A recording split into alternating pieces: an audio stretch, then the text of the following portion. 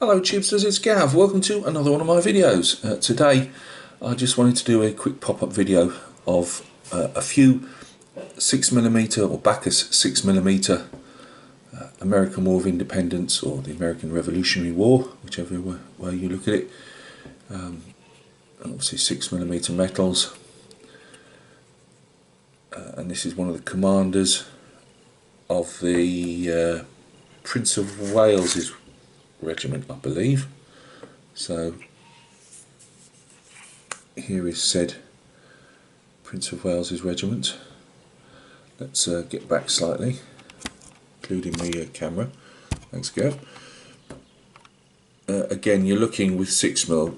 You are looking more for the effect of the forces.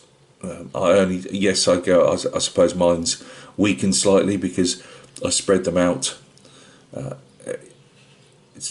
I don't like putting these guys up together because the chunky bases, even though I file them down, just the frontage of the two bases when they're together, you end up with a strip you can't really get into, and you end up messing your figures up and that. So I prefer keeping them separated like this.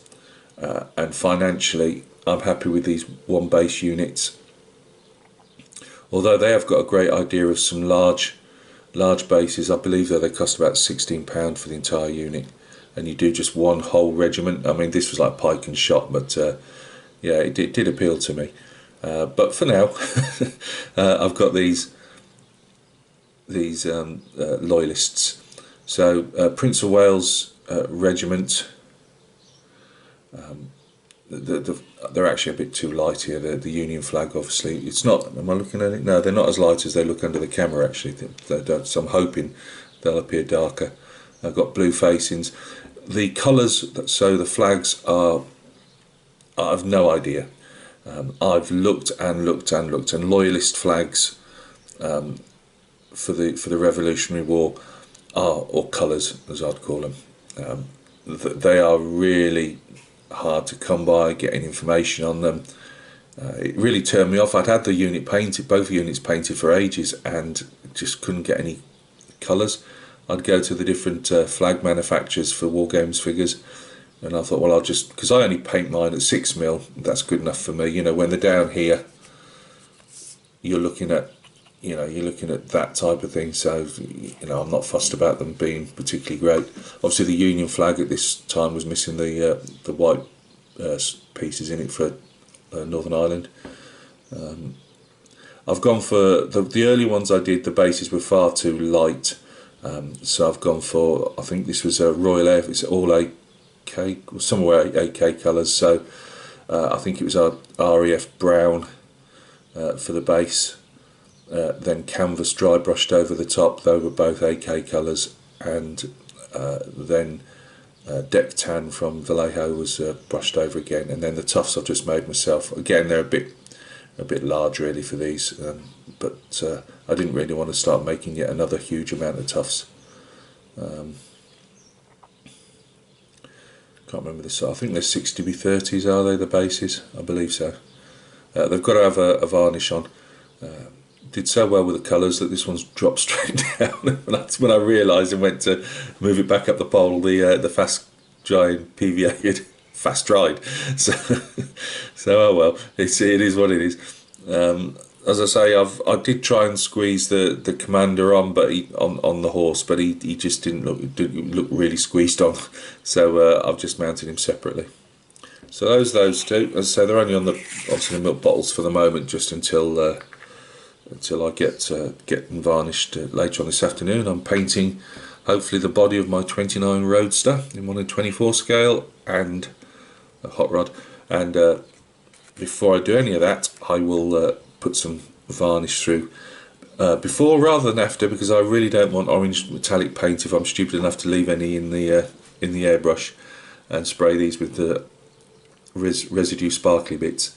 So there's another officer. They give you several types. Obviously, you just cut the strip up to what you want. I didn't really. I would have liked to maybe put an ADC next to him, but I haven't. I bought these ages ago just as a oh, I'll take a punt on these.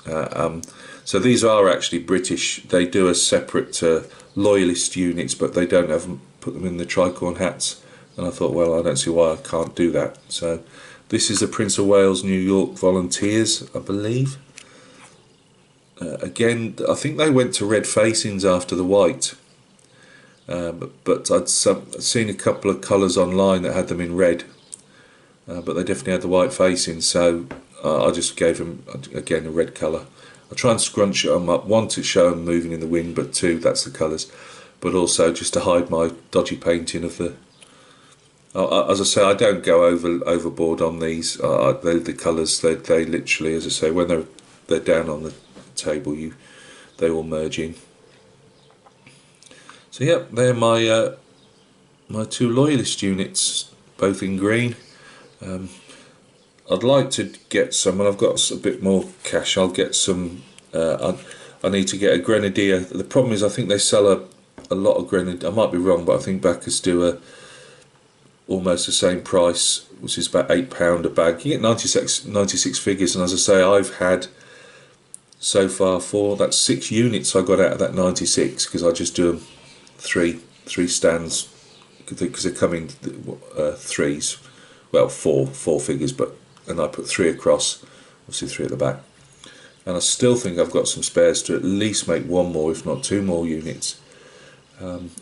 But for the Grenadiers, see, what would happen is, obviously the guys that do this, that they know, but each battalion would have a Grenadier company and a light company. So the light company would be here on the left, if you're looking at it, and the Grenadiers over there on the right.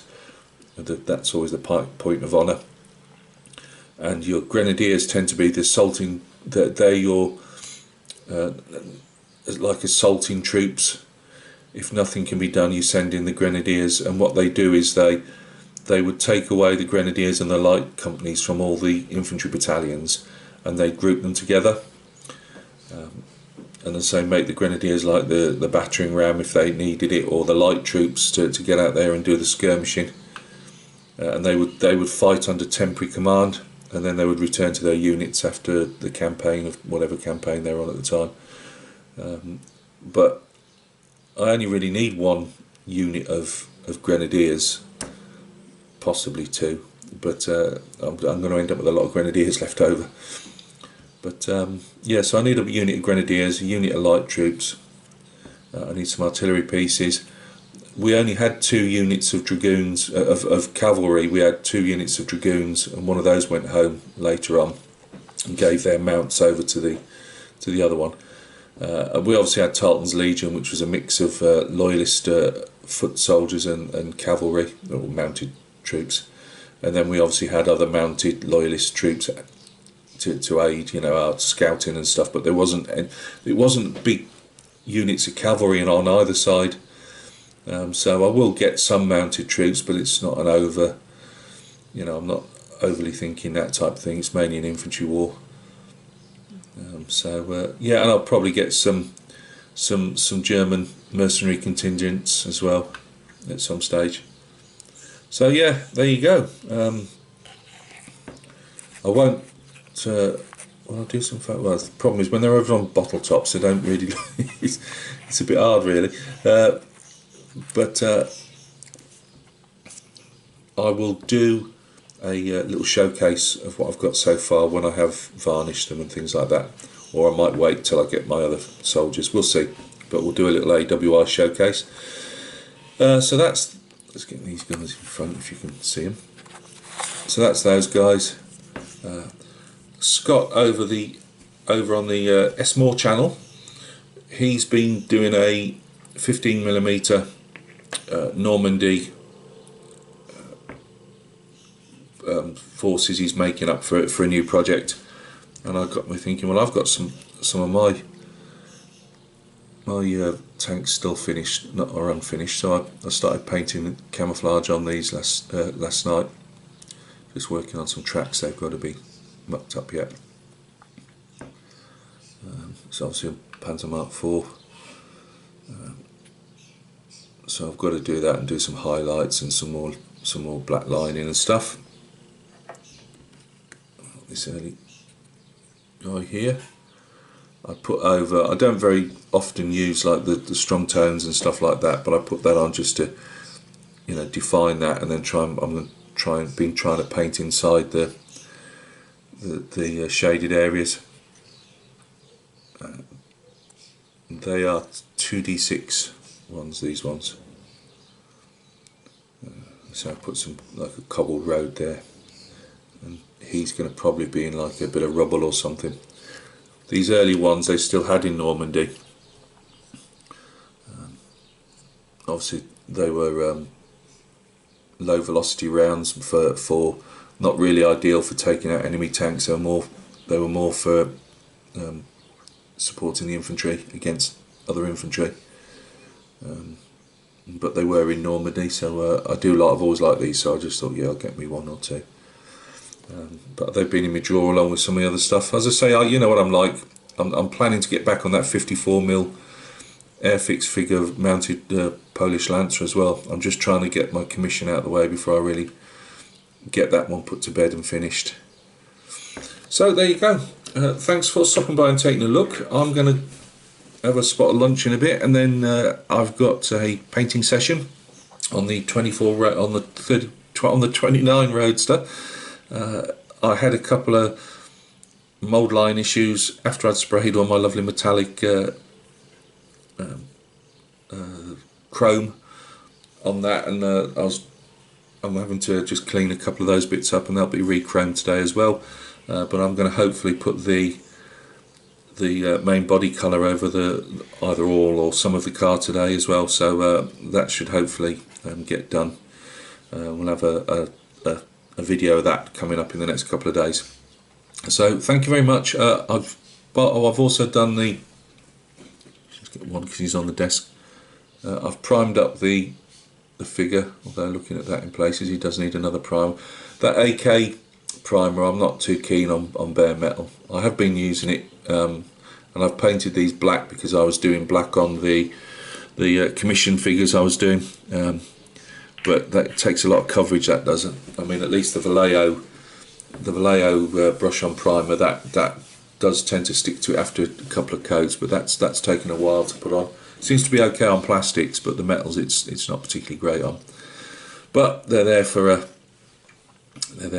tutorial. So I'll be doing by the look of it, it looks like the British Line Infantry is going to be the first one up, just because I had 4 or 5 people comment, and the majority went for the Line Infantrymen, so that's what will be done. So that'll be coming up hopefully towards the end of the week. So look after yourselves, and we'll catch each other soon on another video.